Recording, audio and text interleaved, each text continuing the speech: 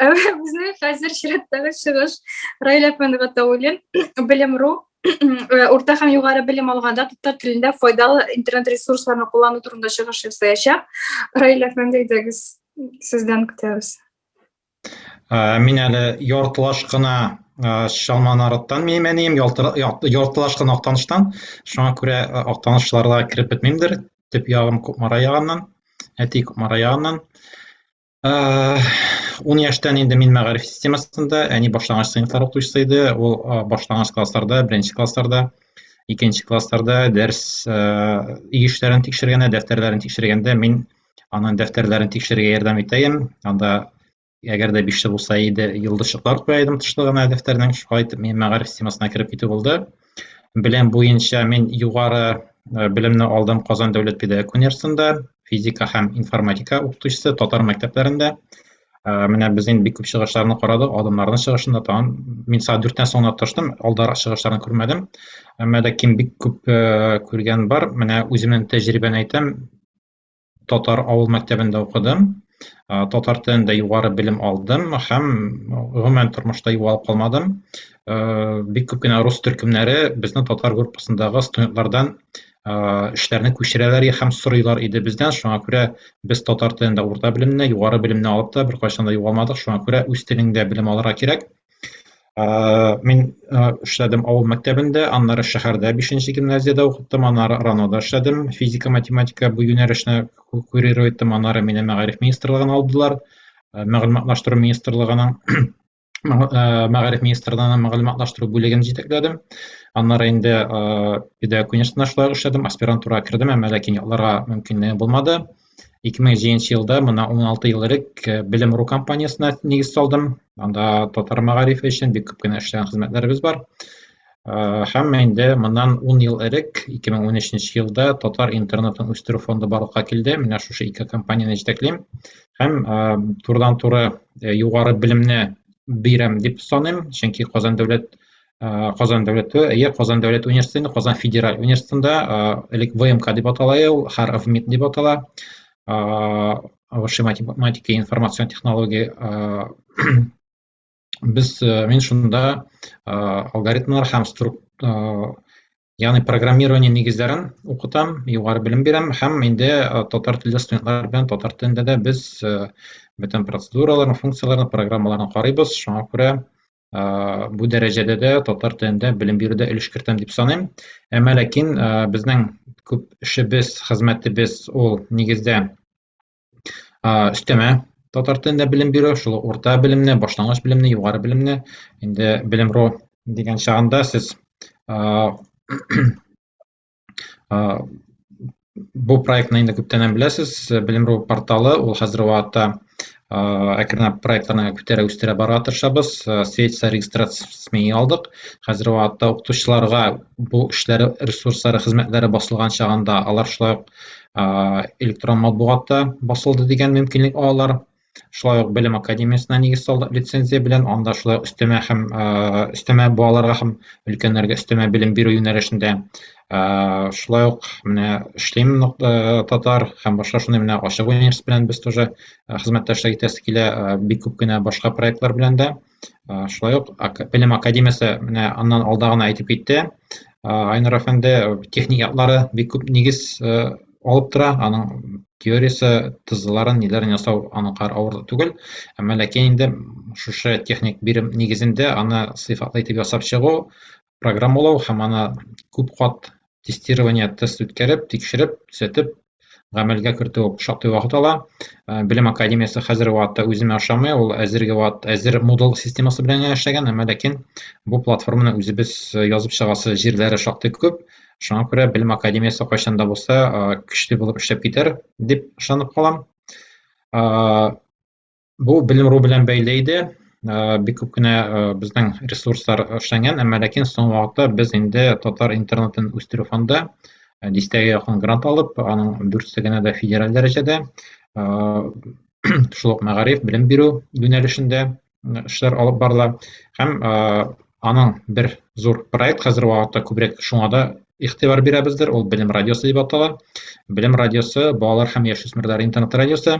Менә без инде темасы минем урта һәм югары белем алганда татар телендә файдалы интернет ресурслар куллану безнең балалар мәктәптә генә түгел, гомумән интернет челтәрендә файдалы ресурсларны күп алырга тиеш. Әлбәттә, безнең бик күп кенә видео ресурслар, подкастлар, бик күп кенә ресурслар, алар рус һәм башка телләрдә, татар телендә сыйфатлы подкастлар, татар телендә медиа контентны булдыру, шул кечкенә балаларга гади мультфильмнардан башлап, өлкәннәргә сыйфатлы югары белем дәрәҗәсендә нинди дә булса, теләсә кайсы өлкәдә дә безнең нинди дә сорау эзләп керә икән, Яндекстанмы, Гуглдамы, яисә башка эзләү системасыннамы, яисә туры керәме, ул әлеге ресурсны татар телендә эзләп таба алса, ул инде димәк бу телнең чынлап та кулланылышта икәнен күрә һәм бу телне беркемгә дә башка телгә алыштырмаячак. Мәсәлән, без ресурсларны рус телендә таба алмыйбыз икән, аны бит инглиз телендә табабыз, аеруча программалау өлкәсендә рус телендә мәгълүмат бик әз хәзерге вакытта искерә бара. Аның тәрҗемәсе дә эшли. Шуңа күрә кайсы тел актуаль, кайсы тел файдалы, кайсы тел көчле, кайсы тел өстен, балалар, яшьләр шушы телгә өстенлек бирәләр. Әгәр дә без телнең дәрәҗәсен менә шу интернет киңлектә, медиа киңлектә арттыра алабыз, күбәйтә, ныгыта алабыз икән, ул вакытта инде аның кулланучылары да шактый артачак дигән сүз. Менә кыскача гына Белем.ру порталын әйтеп китәм, монда 1000дән артык ресурс, порталны яңадан яхшыртырга дигән планнар тора. Безнең бик күп чаралар үткәрелә, конкурслар, конференциялар, Белем.ру компаниясының конкурсы иде ул, хәзер Белем җәүһәрләре дип атала Татарстан үстерү фондының бәйгесе. Без татар телле IT проектлар арасында, ВКонтакте төркемнәре арасында, татарча мобиль кушымталар, татарча порталлар, менә шушы иң яхшы сыйфатлы ресурсларны барлау юнәлешендә эш алып барабыз. Шулай ук хәзерге вакытта төрле конференциялар үткәрә башладык. Тел, җәмгыять һәм мәгълүмати технологиялар дигән 2нче Россия күләм фәнни гамәли конференция үткәрдек быел. Иҗтимагый палата белән берлектә, менә монда бөтен татар айтишникларның, татар мәгарифенең, татар җәмгыяви шундый социаль проектларны эшләүче кешеләрнең шушы конференциябызда катнашуларын теләр идем. Менә безнең арабызда монда Айрат әфәнде Фәйзрахманов, Равил әфәнде Закиров, Фәрхәт Фатхуллин белүчеләр шактый, әмма ләкин инде без тагын да киңрәк катлам кешеләрне әлеге конференциягә күрәсебез килә. Конференциянең үзенең җыентыклары да чыга. Моннан тыш укытучылар, тәрбиячеләр һәм мәгариф өлкәсе хезмәткәрләре игътибарына без белем альманахы чыгара башладык. Хәзерге вакытта 2нче альманах чыга. Альманах дигән чыганда ул аны төгәл чыгу вакыты билгеле түгел дигән сүз, әмма ләкин без инде моны әкренләп квартал саен кертергә җыенабыз. Хәзерге вакытта ISN, ISBN алу эшләре алып барыла. Һәм бу шулай ук мәгариф системасында татар телендә белем бирү юнәлешендә шулай ярдәм булыр дип уйлыйм. Яшьләр арасында безнең бик күп конкурс бар, бик күп укучылар, мәктәп укучылары, студентлар өчен, мәсәлән, Белем радиосы белән берлектә Минем каләмем дигән иҗади конкурс бара. Күңел түреннән дигән конкурс үткәргән идек. Күңелем сәйләннәре менә фонд шулай ук ярдәм итте танытырга, популярлаштырырга. Алтын хыял дигән балалар бакчасы, әлеге бакчаның мөдире дә, аның командасы да бик күп татарлар. Алар бу юнәлештә бик актив эш алып баралар һәм без бик рәхәтләнеп аларга ярдәм итәбез танытырга. Менә 2нче тапкырына алар узган ел кыска менә шу Казан шәһәрендә үткәрсә, быел инде республика күләмендә түгел, бөтен Идел буе регионнары катнаштылар, Татарстанда да түгел хәтта. Һәм 200дән артык эш әле түләүле була торып, менә шулай катнашулары бу инде бу проектның үсүен күрсәтә. Менә бу безнең төрле эшчәнлегебез, төрле җыентыклар.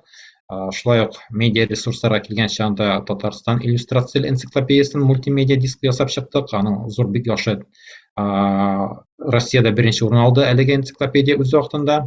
Бик күп кенә дәресләрдә без хәтер дигән шул дискларны куллана алабыз. Инде безнең Белем академиясе, аның аша безнең 400дән артык кеше укып чыкты. Күбесе аның грант кысаларында 600дән артык, гафу итегез, 200 башлангыч мәктәп һәм балалар бакчалары тәрбиячеләрен интерактив такталар, интернет технологиялар кулланып, кичкенә балаларга ничек итеп белем бирергә балалар бакчасында менә бу курсны үткәрдек. 400дән артык безнең бала укып чыкты. Һәм безнең менә шу Белем радиосы дигән идем, менә Түбән Камада адымнар мәктәбендә дә фикеремне калдырдым. Без инде Апаста, Мамадышта булдык. Шулай ук хәзер вакытта Әлмәткә барып кайттык. Менә Түбән Камада барып, яшьләргә Белем радиосы белән хезмәттәшлек турында сөйләшүләр алып барасы килә. Безнең инде профессионаллар белән бергә монда мәктәп укучылары да, мәсәлән, Вәлиева Камилә Рамил кызы ул Апастан, безнең Алсу Касыймова Арчадан, безнең менә бүген чыгыш ясады Алия Мингазова, Алия Минхаҗи, ул да шулай бездә белем энциклопедиясе өчен бик күп материаллар әзерләде. Арада студентлар бар. Әхмәдиева Гөлназ Мәлик кызы беренче курска керде. Әнвәр Мөхетдинов, менә бу балалар хәзерге вакытта шушы бер ай эчендә генә менә ярты ел радиога, 7 айдан артты инде, ярты елдан biraz артып, хәзерге вакытта гран-прилар беренче, икенче урыннар алалар. Менә Гөлназ Рашитова татар сүзендә икенче дәрәҗә дипломга лаек булды. Әхмәдиева Гөлназ, Алсу Касыймова гран-при алды яңа гына. Ягъни без шушы балаларны, яшьләрне белем радиосы аша тагындан ныгытып, чыныктырып, аларны инде менә шундый дәрәҗәдә үстерүдә безнең дә өлеш керәдер дип ышанып калам. Без инде кабинкага кирип сөйләткән чагында 1000 кат булмаса да, ким дигәндә 10-15 тапкыр әйттереп, дөрес сөйләмне, дикцияны менә бөтенесен өйрәтә. Безнең шу яшьсмерләр хәзер инде югары дәрәҗәгә җиттеләр. Белем радиосы дип эзләсәгез, буларның бөтенесен дә сез күрәсез, дуслар. Анда әйтеп тормыйм, анда шулай радионы тыңларга була. Иртәнге 6дан кичке 10га кадәр бик күп кенә менә уку сәгате дигән җир бар, күңел куша дигән иртәнге белем иле бар, гаиләләр өчен тапшырулар бар. Белем радиосын тыңларга тәкъдим итәм. Шунда кергәч, ана радиодан да, мобильныйдан да тыңларга була. Менә мобиль кушымтасын эшләп бетербез дип уйлыйм. Бик күп кенә яңалыклар, бик күп кенә шәхесләрне чакырып, бик күп кенә мәгълүматны без балаларга ирештерергә тырышабыз. Бөтен контактлар бөтенесе дә бар. Инде шулай ук фонд бик күп кенә проектларга ярдәм итә. Мәсәлән, Муса Җәлилнең Моабит дәфтәре 9нчы шигырьләре, текстлары, аудиосы бөтенесе профессиональ артистлар белән язып, менә бу эшне һәр фондка сайтына куябыз. Ягъни безгә кемнәр генә мөрәҗәгать итсә дә, әлеге проектны гамәлгә ашыруда ярдәм алып барабыз. Һәм безнең Мәскәүдән, Ивановодан һәм башка төбәкләрдән катнашучылар бар. Менә балаларны кызыктырырга, татар телендә аралашырга, сөйләшергә ничек бик авыр дип әйткәннәре бар. Әмма ләкин инде шул вакытта 10-тән артык кеше балаларын минем татар балалар бакчасында йөреп, русча сөйләшергә өйрәнеп кайткан иде. Әдәби марафонда катнашып, безгә ияреп, яңадан өйдә татарча сөйләшә башлады дигән. Шуңа күрә менә кайсы кемнәр безнең монда катнаша һәм кемнәр тыңлый. Әдәби марафон проектында катнашырга чакырыр идем. Менә әдәби марафон Белем радиосы безнең Телеграмдагы ссылкаларны алырга була. Бу кадрлар шәт барыгызга да ирешер дип уйлыйм. Безнең белән элемтәләр бөтенесе дә бар. Презентацияны кирәк икән бирәм. Вакытны күп алмадым дип ышанып калам. Сәгать 17:10 ахрысы. Зур рәхмәт мине игътибар белән тыңлаганыгыз өчен. Сорауларыгыз булса, сорауларга җавап бирәм. Вакыт белән барган нормаль. Рәүл әфәнде, рәхмәт бик зур. Сораулар булса, әйдәгез бирергә җитешегез. Монда комментарий булды, бик яхшы. Күп кырылы система эш алып барасыз дигән. Мин дә килешәм, чөнки контент булдыру да бар. Шулай ук стимуллаштыру темасына төрле конкурслар да бар, марафоннар да бар. Өстемә генә әйтеп китәм, әдәби марафон проектында 1200-гә якын кеше катнаша. 21 апрельдә аның 23-нче тапкыр үткәрдек. Һәм без инде әлеге марафончылар өчен һәрвакытта шундай аерым чат ясап, ул элек ВКонтактеда иде, кешеләр саны бик күп булгач анда сыймады. Анда 500 генә чикләү иде, икешәр төркем ясыйсы килмәде. Телеграмда барлыкка килде безнең приват чатлар. Һәм без анда аралашу, ягъни анда максаты үзендә яхшы гадәт, татар телендә китаплар уку гадәте формалаштыру. Кеше татар телендә яхшы камил әдәби телдә сөйләшә, бары тик әдәбиятны, татар әдәбиятын укыса гына. Һәм бу кайчан гадәткә керә, кимендә 21 көн дип менә шулай безнең аның бөтен кагыйдәләрен әдәби марафон дип эзләсәгез киреп китәсез. Табасыз, татар клавиатурасы белән хатасыз, төгәл матур итеп язырга кирәк, аралашырга кирәк. Әмма ләкин без бу әдәби марафонда тагын бер өстәмә мөмкинлек кирдек. Без приват чатка хәзер вакытта онлайн кунаклар чакыра башладык. Безнең кунакта булды Лейла Лиран. Ул 1000-гә якын кешегә чыгыш ясап сөйләде, ничек итеп SMM технологияларны, ничек итеп ВКонтактеда үзенең аккаунтны татар телендә матур итеп яхшы итеп алып барырга. Безнең Айсул Галиева булды Татарстан китап нәшрияты. Балалар һәм яшьсмерләр өчен хәзер вакытта нинди әдәби китаплар, нинди әдәби әсәрләр бар, нәрсә укырга тәкъдим ителә. Һәм безнең менә иртәгә тагын бер чыгышыбыз булыр дип уйлыйм. Кемнәрнең әдәбият өлкәсендә, җәмгыять өлкәсендә, мәгълүмати технологиялар өлкәсендә, татар теле үсеш өлкәсендә шундый файдалы киңәшләре бар безнең әдәби марафончыларыбыз өчен. Без инде шулай ук әлеге шәхесләрне әдәби марафонда көтеп калабыз. Һәм балалар күп укысын ие. Безнең әдәби марафон тәмамлана әдәби сабан туе белән.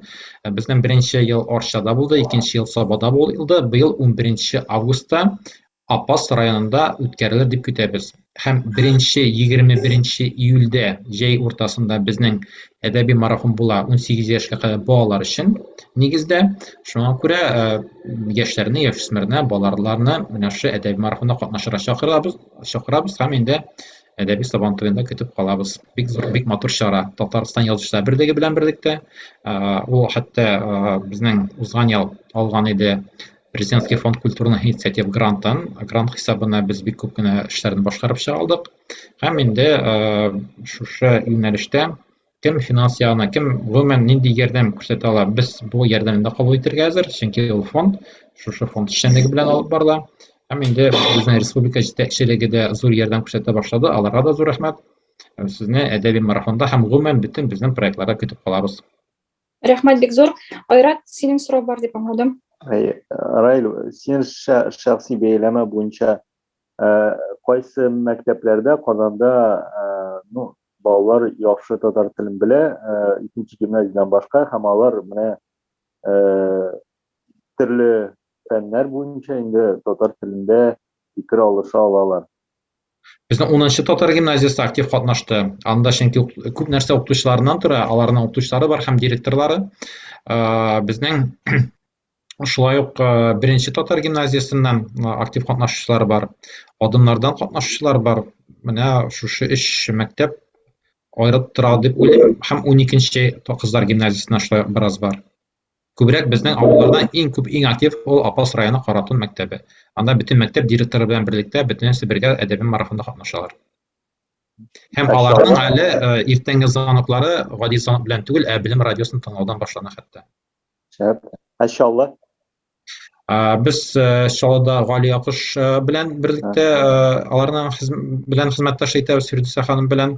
Шулай ук аларның милли мәсьәләләр буенча директор урынбасарлары янына чыгыш ясап сөйләшеп кайттым. Хәзер вакытта хезмәттәшлек турында эш алып барыла. Әмма ләкин әле башка гимназиялар, мәктәпләр аның кадәр активлык күрсәтмәй. Рәхмәт.